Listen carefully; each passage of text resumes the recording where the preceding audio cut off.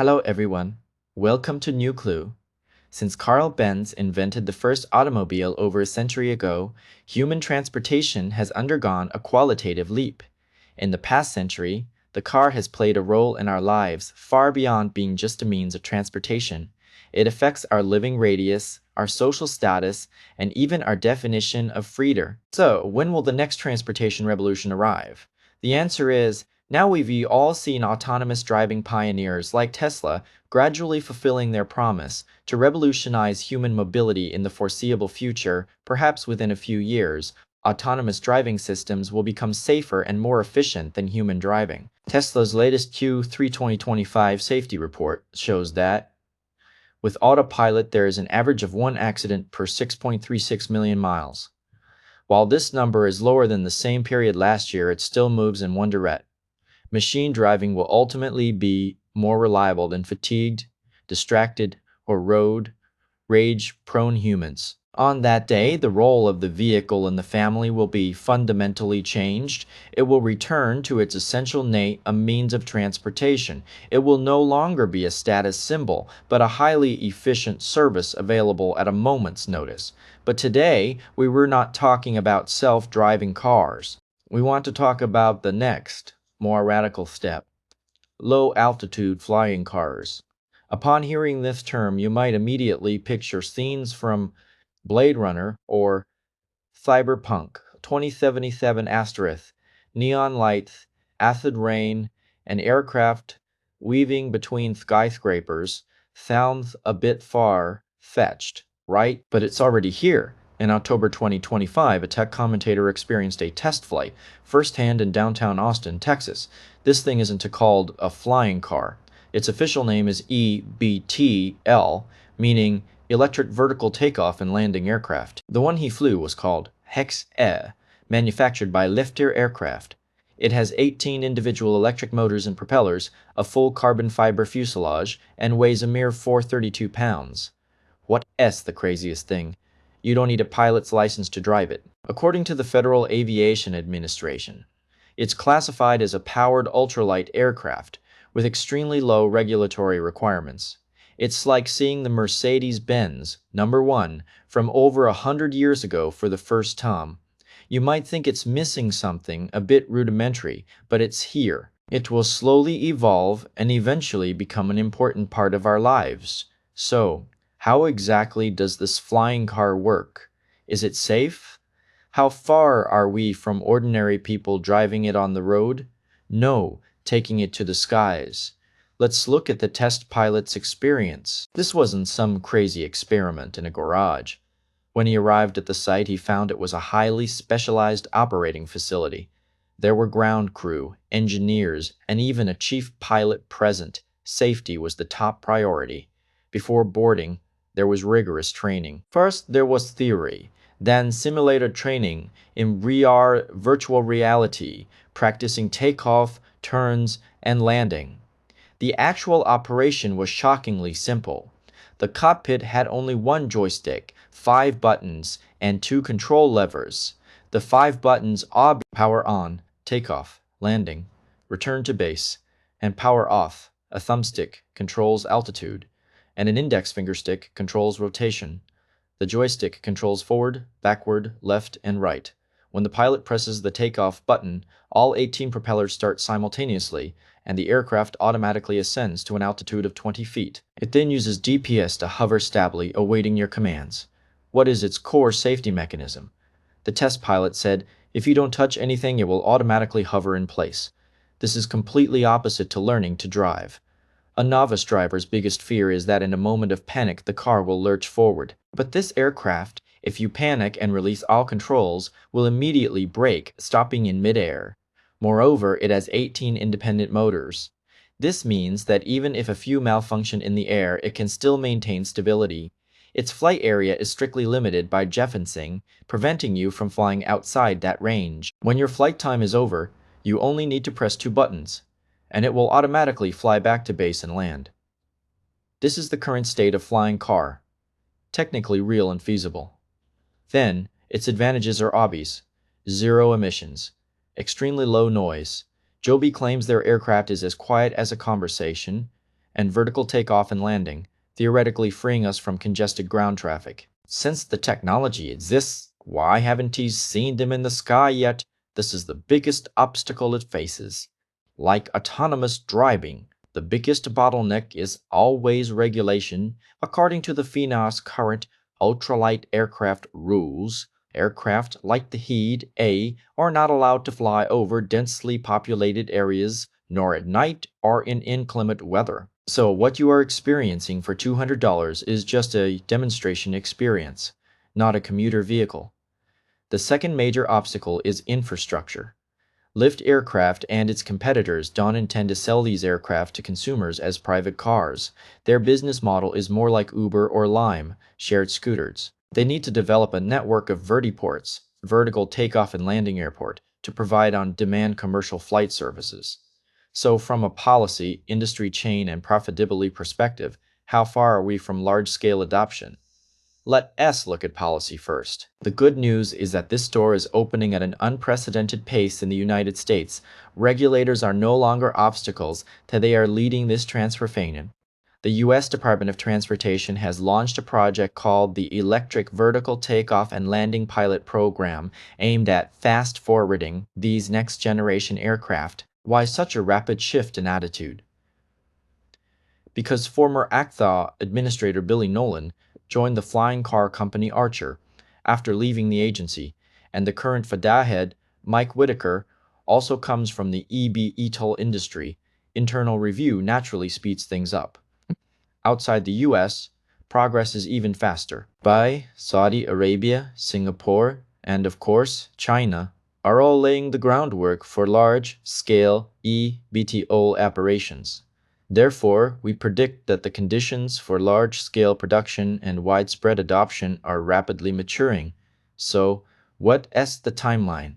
Let's look at the progress of some leading companies. In China, eVTOL received the world's first airline operator certificate, OSHI, from the Civil Aviation Administration of China in March 2025. This means they can officially begin commercial manned operations.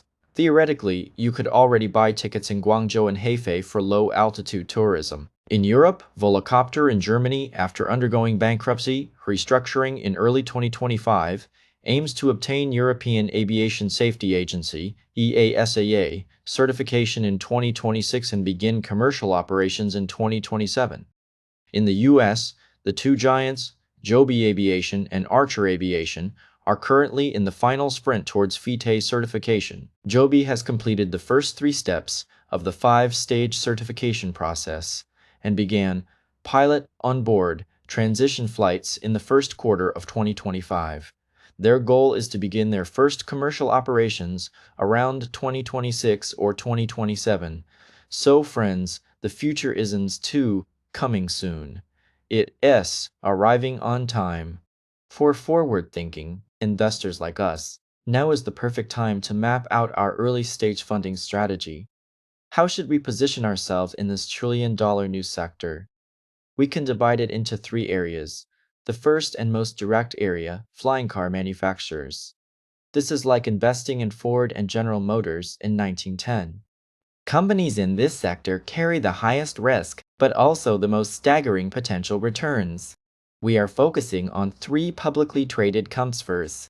First, Joby Aviation, ticker, symbol Joby. Joby is currently the frontrunner in the US. Their advantage lies in their mature technology and the fastest certification progress. They have very strong capital backing, holding $813 million in cash as of Q1 2025, with an additional $500 million investment pledged by Toyota.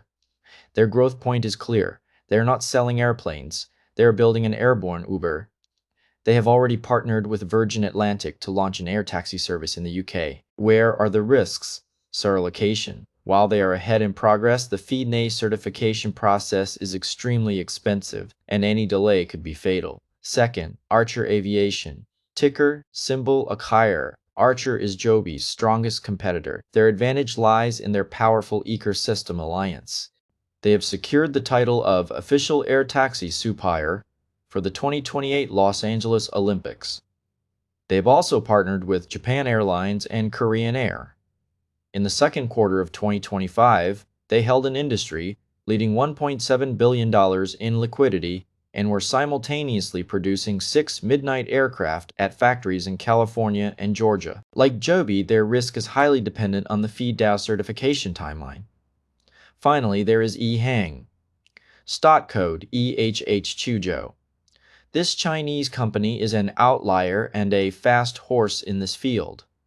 While Joby and Archer are still sprinting for U.S. certification, EHang will have obtained all the necessary certification for operating in China by 2025, including production and commercial operation license. They have crossed the biggest hurdle and entered the commercialization stage, providing aerial sightseeing services in cities like Guangzhou and Hefei. Their advantage lies in their first mover advantage and the Chinese government's full support for the low-altitude economy. The risk lies in their current business model, primarily focused on tourism. Whether they can successfully expand into the high-value urban commuting market remains to be seen. The second and more stable area is the shovel seller, essentially a company providing essential tools or services within the industry chain. In the gold rush, those selling jeans and shovels were often the most profitable. In the flying car sector, what is this shovel? Shovel, Stama. It's the avionics system, the brain of the aircraft. Here we must mention Garmin, stock code GRMN. Many of us know Garmin as a sports watchmaker, but its core strength lies in aviation BS and avionics.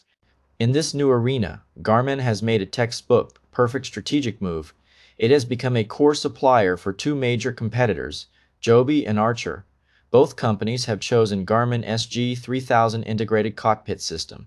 Archer SCUO clearly stated in a press release that choosing a mature supplier like Garmin was to reduce certification risks and shorten development time and cost. Therefore, regardless of whether Joby or Archer wins in the future, Garmin is the winner.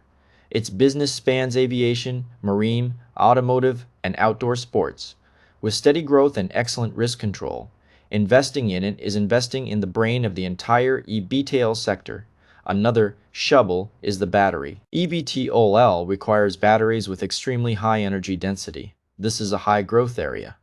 For example, Amprius Technologies, Ampex, focuses on developing batteries with energy densities up to 500 EPQ, which is crucial for extending flight range. Here is also Suez AI, Subes, which is developing next-generation lithium metal batteries. In China, one of EHang's suppliers is Goshen High-Tech. These battery companies represent high risk, high reward. They are the sharpest spearhead in this field. The third area involves companies that indirectly invest in related services. We call them ecosystem builder. What do flying cars need? They need vertical takeoff and landing airports. Vertiports. Who will build and operate these airports? Here we focus on a global infrastructure, GINE, ACS Group.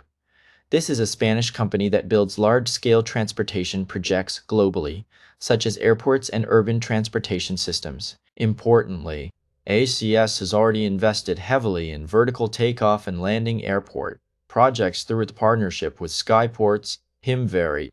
While Joby and Archer are still burning money building aircraft, ACS is already laying the groundwork for a future business of collecting tolls and parking fees. This is a very robust and indirect way of entering the flying car sector.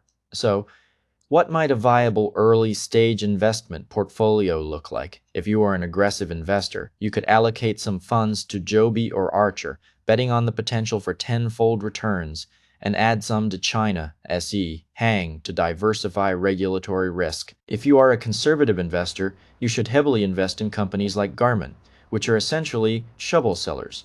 And if you are a long-term infrastructure investor, then companies like ACS Group, which build airports, are your best choice.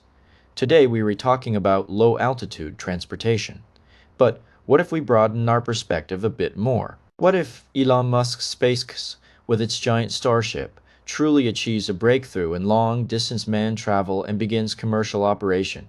SpaceX's official website states that one of Starship's goals is point-to-point Earth transportation, reaching anywhere in the world within an hour. Of course, we must remain rational. The regulatory, noise, and safety challenges this vision faces are orders of magnitude greater than those of eVTOL. In the short term, it's more likely to be used for cargo transport for the US military, but the script is already written. Imagine the fuchsia, intercontinental travel in SpaceX's Starship, navigating city streets in Joby or E-Hang's air taxis. And the last mile, from your doorstep to the vital airport, is handled by Tesla's fully autonomous car. High-altitude travel, combined with low-altitude vehicles, along with existing ground and underground transportation, usher in a complete three-dimensional, multi-layered cyberpunk transportation era. The above content is for informational purposes only and does not constitute investment advice. Thank you for your attention and support.